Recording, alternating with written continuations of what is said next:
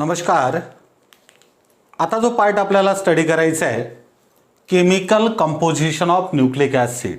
In previous video we have discussed what is nucleic acid and what are the types of nucleic acid and their function. In this video we have to discuss chemical composition of nucleic acid. मी राजेश्वर येवले आपलं सर्वांचं स्वागत करतोय माझ्या आणि तुमच्या या YouTube चॅनलमध्ये biology Yewale sir online classes. तर आपण मित्रांनो सुरू करूया आजचा topic chemical composition of nucleic acid. If you consider nucleic acids, nucleic acid chemically consists of three components. आता जर न्यूक्लिक ॲसिडला तुम्ही कन्सिडर केलं तर केमिकली न्यूक्लिक ॲसिडमध्ये there are three components.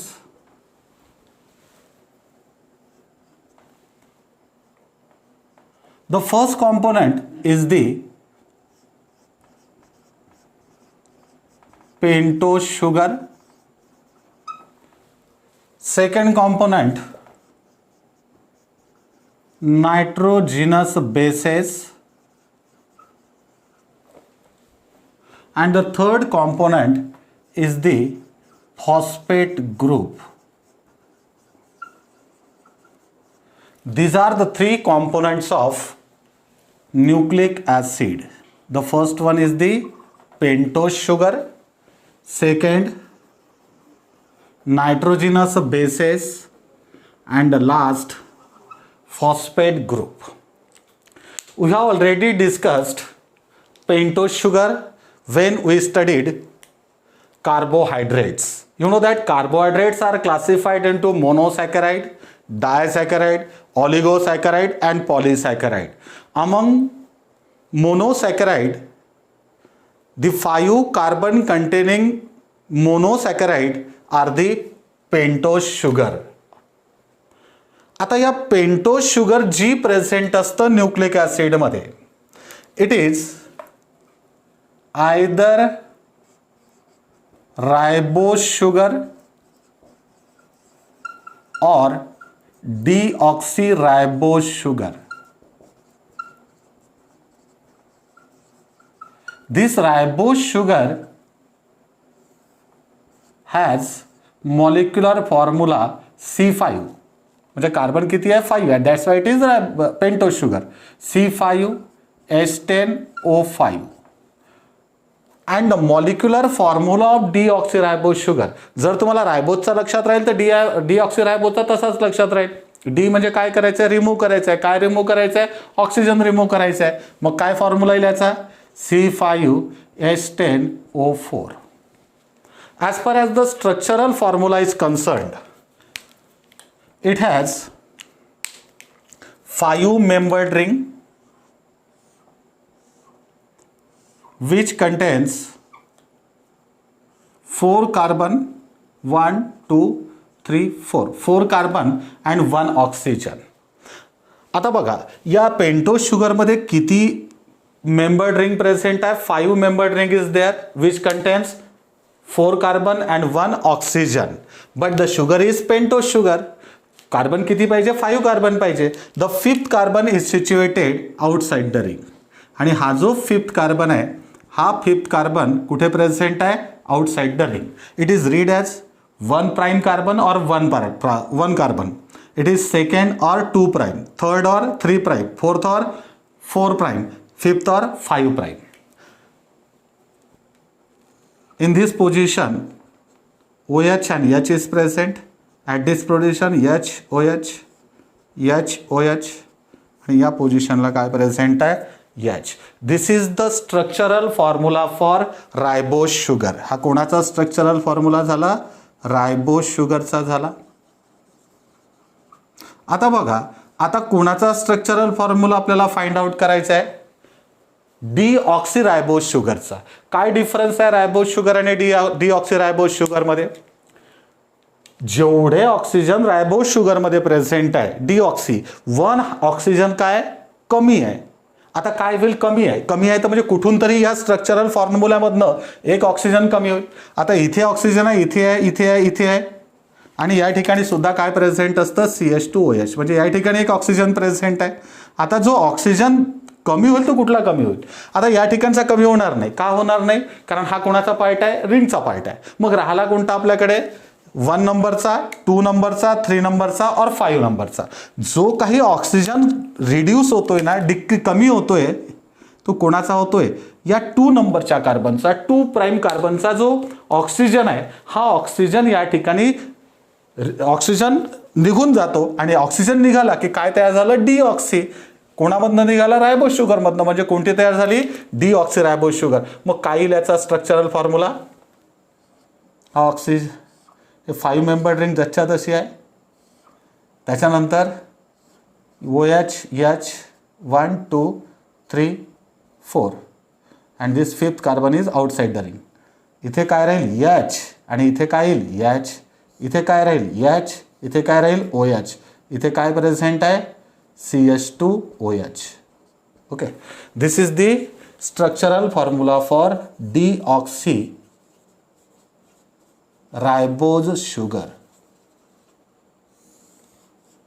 This is the first component of nucleic acid. We are studying the chemical composition of nucleic acid, and whenever we are studying the nucleic acid, it means that we are studying the chemical composition of both DNA as well as RNA. Next component is, chemical component is nitrogenous base. There are 2 types of nitrogenous bases in nucleic acid. आता बघा, nucleic acid मध्ये ज्या काही नायट्रोजिनस bases आहेत, किती टाईपच्या नायट्रोजिनस bases, 2 टाईपच्या नायट्रोजिनस bases आहे. The first type of नायट्रोजिनस bases, pyrimidine bases, and second purine bases. These are the 2 types of nitrogenous bases. The first is the pyrimidine and second purine. As far as the structure of pyrimidine bases and purine bases are concerned, this pyrimidine base has a single 6-membered ring. आता या pyrimidine मध्ये काय present आहे, 6 membered ring present आहे, in which nitrogen are present at 1 and 3 position, 1 2 3 4 5 6. आता हा nitrogen तुम्ही कुठूनही लिहू शकता, इथे नायट्रोजन लिहिलं चालेल, जिथे कुठून नायट्रोजन दाखवायचं आहे त्याला 1 नंबरची पोझिशन द्यायची, नंबरिंग त्या पद्धतीनं करायचं आहे. And purine bases have double ring structure in which this pyrimidine ring is as it is. याच्यामध्ये ही पायरिमिडीन रिंग जसच्या तशी आहे, म्हणजे नायट्रोजन किती नंबरच्या पोझिशनला, 1 आणि 3 नंबरच्या, 1 2 3 4 5 6. And there is another 5 membered ring. Numbering करूया, 7 8 9. And at the position 7 and 9 there is nitrogen. In this way, this is the structure of pyrimidine and purine bases. As far as the examples are concerned, आता बघा याचे जर examples आपण consider केले पायरिमिडीनचे, for example there are 3 pyrimidine bases, cytosine, thymine and uracil. This cytosine is denoted as C, thymine is denoted as T, and uracil is denoted as U. And the examples of purine bases are adenine, which is denoted as capital A, and second is guanine, which is denoted as capital G. आता एक problem create होतोय तुमच्यासोबत, ज्या वेळेस तुम्हाला pyrimidine आणि प्युरिनचं structure लक्षात ठेवायचं असतं त्यावेळेस कन्फ्युजन कुठे होतंय लक्षात घ्या. तुम्हाला हेच आठवत नाही पायरिमिडीनमध्ये डबल रिंग स्ट्रक्चर आहे की प्युरिनमध्ये डबल रिंग स्ट्रक्चर आहे. एक गोष्ट लक्षात ठेवायची, ज्याचं नाव मोठं आहे त्याचं स्ट्रक्चर छोटं आहे. आणि ज्याचं नाव मोठं त्याचं स्ट्रक्चर छोटं आणि ज्याचं नाव छोटं त्याचं स्ट्रक्चर मोठं. बघा, पायरिमिडिन बेसिस आणि प्युरिन बेसिस. मोठं नाव कोणाचं आहे? Pyrimidine basis. Pyrimidine basis have a single 6-membered ring in which nitrogen are present at 1 and 3 position. Purine bases have double ring structure. One is pyrimidine ring and another is 5-membered ring. And nitrogen are present at 1, 3, 7 and 9 position. As far as the examples are considered, the examples of pyrimidine bases of nucleic acid, we are talking about the nucleic acid, we are not talking about DNA or RNA separately. नंतर आपण DNA या RNA ला separately बघू, पण सध्या आपण कोणाला बघतोय? न्यूक्लिक ऍसिडला. म्हणजे RNA आणि DNA या दोघांना कंबाइनली आपण स्टडी करतोय, लक्षात घ्या. The examples of pyrimidine bases are cytosine, thymine and uracil, while the examples of purine bases are adenine and guanine. This cytosine is denoted as C, thymine as T, uracil as U, adenine as A and guanine as G. And the last chemical component of nucleic acid is phosphate group. This phosphate group present in the form of phosphoric acid. जो काही phosphate group present आहे nucleic ऍसिडमध्ये, हा कोणत्या फॉर्ममध्ये present आहे? Phosphoric ऍसिडच्या फॉर्ममध्ये present आहे, having the molecular formula H3PO4. याचा स्ट्रक्चरल फॉर्म्युला आपल्याला काढता येईल. आता या फॉस्फरसची 5 व्हॅलन्सी आपण कन्सिडर करू. या ठिकाणी ऑक्सिजन अटॅच आहे आणि बाकी सर्व ठिकाणी OH अटॅच आहे. This is the structural formula of phosphate. This is the chemical composition of nucleic acid. Chemically, nucleic acid consists of 3 components: pentose sugar, nitrogenous bases and phosphate group. Pentose sugar is of either ribose sugar having the molecular formula C5H10O5 or deoxyribose sugar having the molecular formula C5H10O4. This is the structural formula.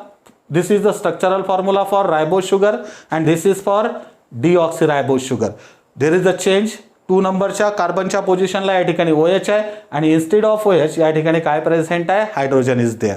1 oxygen is less in case of deoxyribose sugar as compared to ribose sugar. Second component, nitrogenous bases. These are the nitrogen containing basic compounds. The nitrogenous bases of nucleic acid are classified into 2 types: pyrimidine bases and purine bases. Pyrimidine bases have 5-membered ring in which nitrogen are present at 1 and 3 position, and the examples of pyrimidine bases are cytosine, thymine and uracil. Purine bases have double ring structure. One is the 6-membered pyrimidine ring and another is the 5-membered ring. Nitrogen are present at 1, 3, 7 and 9 position, and the examples of purine bases are adenine and guanine. ज्याचं नाव छोटं त्याचं structure मोठं, ज्याचं नाव मोठं त्याचं structure छोटं. ही trick लक्षात ठेवायची आहे याला रिमेंबर करताना. And the third component of nucleic acid is phosphate group. This phosphate group present in nucleic acid is in the form of phosphoric acid and the formula is H3PO4 and it is the structural formula of phosphoric acid. This is the chemical composition of nucleic acid. And आता जर nucleic acid ला consider केलं तर nucleic acid is of 2 types. Which are those 2 types? The first is DNA and second is RNA.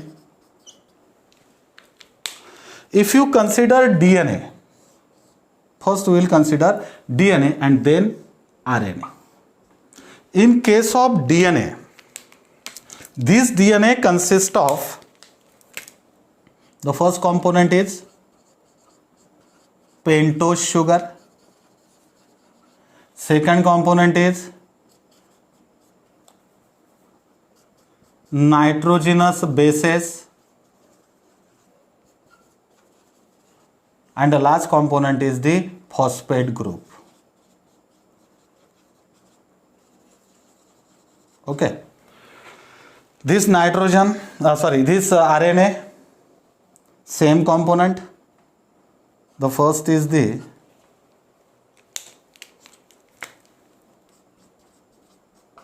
Pentose sugar,